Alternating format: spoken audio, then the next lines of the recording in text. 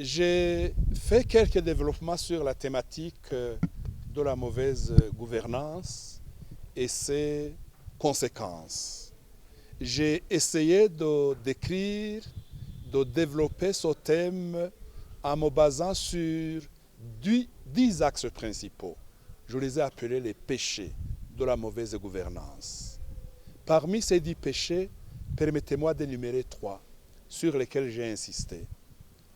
Premier péché, j'ai dit et j'ai insisté en disant que le responsable, l'autorité, le gestionnaire de l'État, le gestionnaire du parti, le gestionnaire d'une institution, il gère les hommes, les ressources humaines. Il est là pour le bien-être, le confort, la paix, la sécurité, la cohésion des ressources humaines dont on est responsable.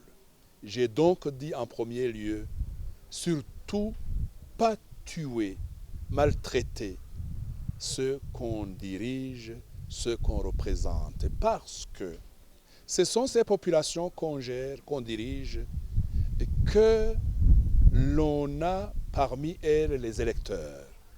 Quand on est en démocratie, on est élu. Il faut donc protéger les électeurs. Il faut assurer leur sécurité, leur paix. Il ne faut jamais maltraiter les populations, donc les électeurs.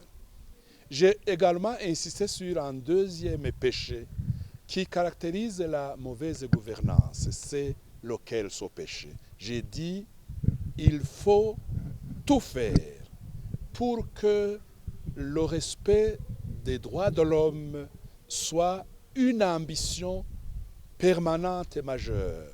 Autrement dit, pas de violence contre les humains, pas de violation des droits de la personne humaine dans un pays, dans une organisation, surtout quand on est responsable. Troisième péché, parce que j'ai énuméré 12, j'ai dit que le monde que nous vivons, c'est un monde d'intérêts interconnectés. C'est la géopolitique qui oriente les amitiés, les sympathies, les relations internationales. C'est comme le disait le sociologue Marcel Mauss, le rendez-vous du donner et du recevoir. Marcel Mauss a dit le don et le contre-don.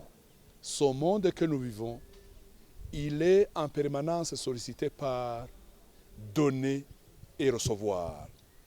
Quand on gère un pays, quand on gère une organisation, quand on gère un parti politique, quand on gère une communauté, vous êtes en train de gérer des personnes, des entités, des groupements qui veulent donner, mais aussi qui veulent recevoir.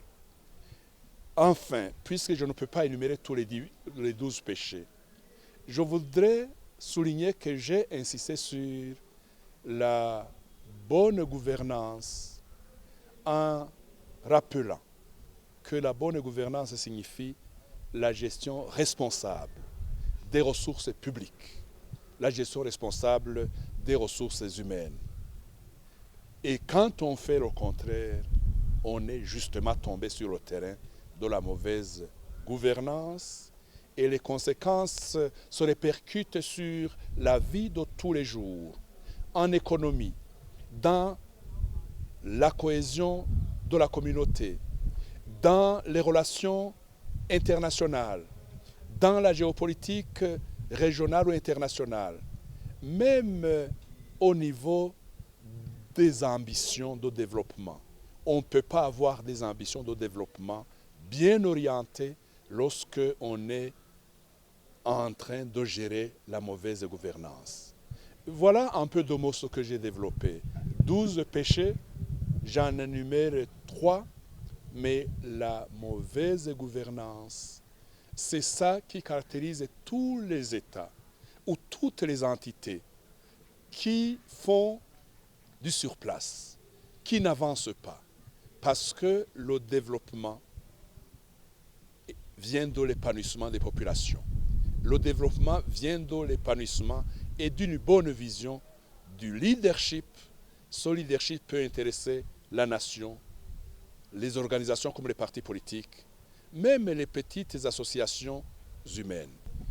J'ai retenu essentiellement deux choses. Il y en a beaucoup d'informations sorties de leurs interventions, de leurs questions, mais j'ai retenu deux choses. J'en ai profité pour illustrer la mauvaise gouvernance par rapport au passé. Les crises violentes, les crises sanglantes qui ont endeuillé le Burundi, les années 1960 à 1973, des morts, des innocents assassinés. Et j'ai montré qu'un État, un gouvernement, n'assassine pas ses citoyens. Ça, c'est la première leçon. Le regret exprimé par le leadership du parti au pouvoir qui nous réunit ici à Kayanza, ou les images qui ont été montrées sur les fosses communes, sur les archives, sur les veuves qui pleurent et qui pleurnichent parce qu'on leur a dépouillé de leurs biens. C'est bien là le terrain de la mauvaise gouvernance. Deuxième leçon, j'ai compris de la part du secrétaire général du parti au pouvoir, principalement, j'ai compris qu'il dit que nous avons à apprendre.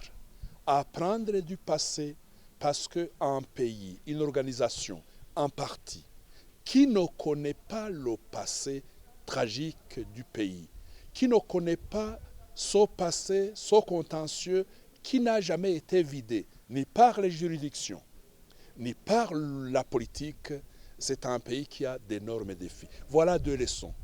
Comprendre le passé et puis regarder la gestion comme une responsabilité pour aujourd'hui, pour demain, mais en regardant toujours les défis du passé.